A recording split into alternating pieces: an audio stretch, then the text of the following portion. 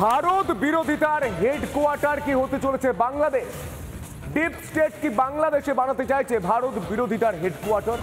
এই বিষয় নিয়ে অনেক আগেই আমাদের রিপাবলিক নেটওয়ার্কের editor in chief Arnab Goswami যে ভবিষ্যৎবাণী করে দিয়েছিলেন, সেই পথেই কার্যত মোহাম্মদ ইউনূস চলে প্রমাণ করে দিলেন মোহাম্মদ ইউনূস কত বড় দালাল এই ডিপ স্টেটের। দেখুন,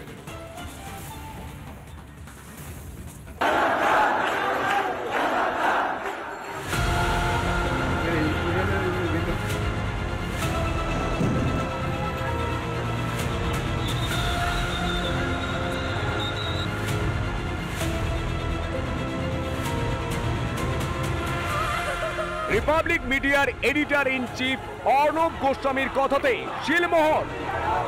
The recent events in Bangladesh rode on the back of the involvement of the same American deep tech companies who the CIA, FBI and the American secret agencies work with. Mohammad Yunus, who has been flown in by the Americans, I think, to lead Bangladesh, has, as per several emails of which I have copies with me today, put out by WikiLeaks, he has been over the years in very, very close correspondence with the Americans.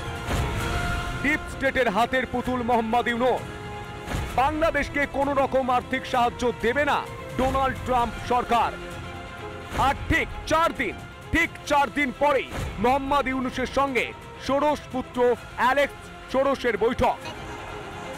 চলতি বছর 5ই August নিরীহ পড়ুয়াদের ঢাল করে অশান্তির আগুন ছড়ানো হয়েছিল গোটা বাংলাদেশে।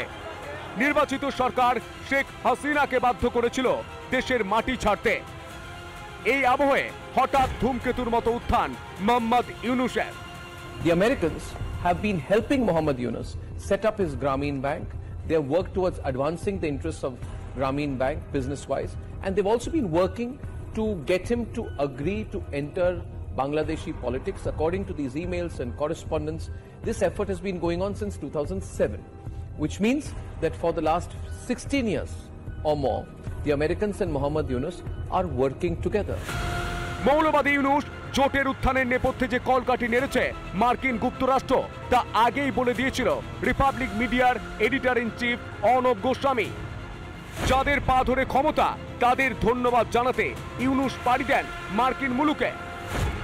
বিল ক্লিন্টন, জো বাইডেনদের প্রশংসাও পেয়েছেন ইউনূস। তবে ডোনাল্ড ট্রাম্প ক্ষমতায় আসতেই সব ফন্দি ফিকির উল্টে গেল। আর ক্ষমতায় ফিরেই বাংলাদেশে অনুদান বন্ধ করেছেন মার্কিন প্রেসিডেন্ট ডোনাল্ড ট্রাম্প। জঙ্গি জিহাদিদের যে অভ্যুত্থান হয়েছে, সেনা সমর্থিত অভ্যুত্থান, সেই অভ্যুত্থানের পেছনে মূল প্রেরণক সোরস বাহিনী, ইউনূস এবং তার মার্কিন যুক্তরাষ্ট্রের যে প্রেরণকরা আছেন, ওরা বসে নতুন নীল নকশা আঁকছেন।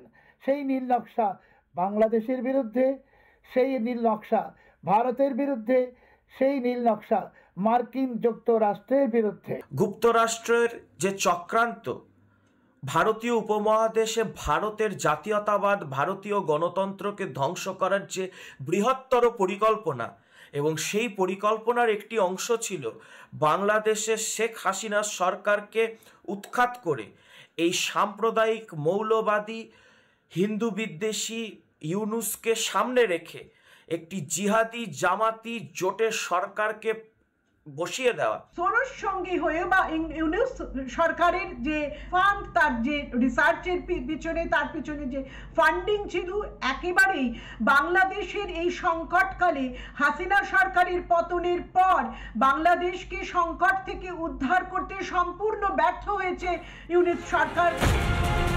রাহুল গান্ধীর সঙ্গে সুসম্পর্ক যেমন জর্জ সোরসের, তেমনি লোকসভার বিরোধী দলনেতা রাহুলের সঙ্গে সখ্যতা ইউনূসের এবং চীনের। তাহলে কি ভারত বিরোধিতায় বাংলাদেশেই হেডকোয়ার্টার বানাতে চায় মার্কিন ডিপ স্টেট? রিপাবলিক বাংলা।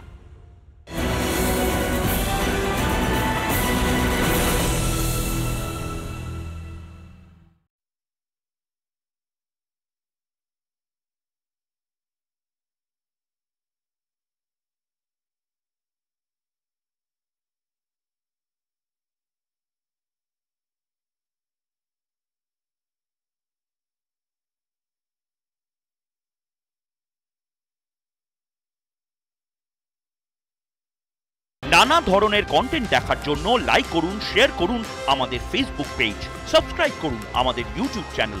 পাশাপাশি অন্যান্য ব্রেকিং নিউজের জন্য অবশ্যই চোখ রাখুন রিপাবলিক বাংলায়।